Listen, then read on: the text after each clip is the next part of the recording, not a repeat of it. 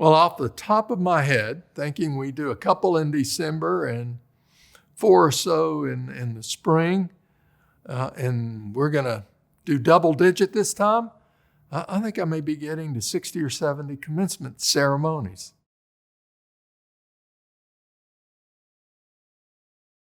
Well, there are many of them.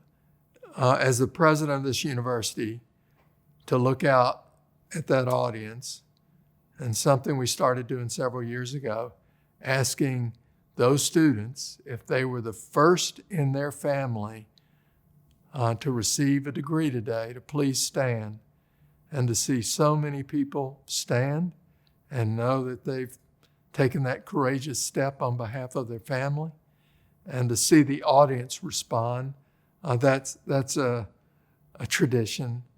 I think as students come across the stage, to hear individual family cheers is part of what makes it a wonderful day. And I think I've been deeply moved by student speeches that have been part of our ceremonies, certainly since I've been here.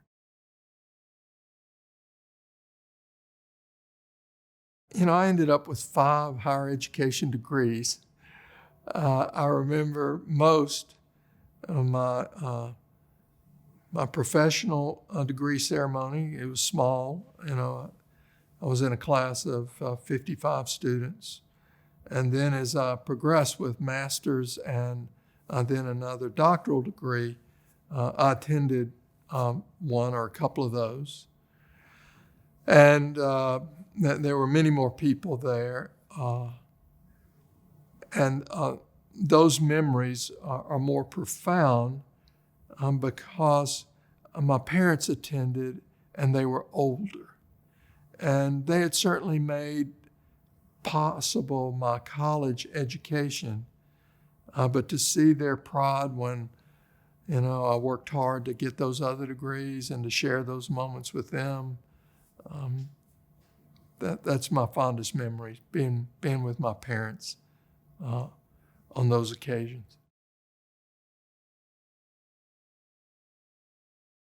Well, what I'm glad to see is UK changed the format before I arrived.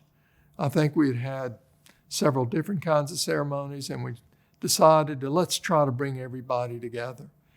And it's been my observation that with each year we've had more and more students asked to participate in graduation. So we've had to expand the number of ceremonies, and to have that Rupp Arena nearly full and have a gathering, you can feel the warmth and pride in that arena. It's palpable.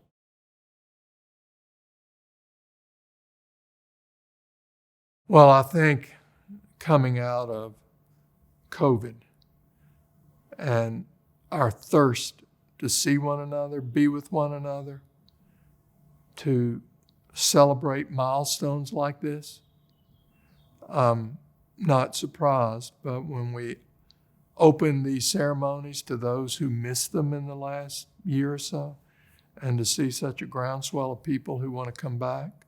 I've heard from some parents who are going to be part of that, who missed out on graduation.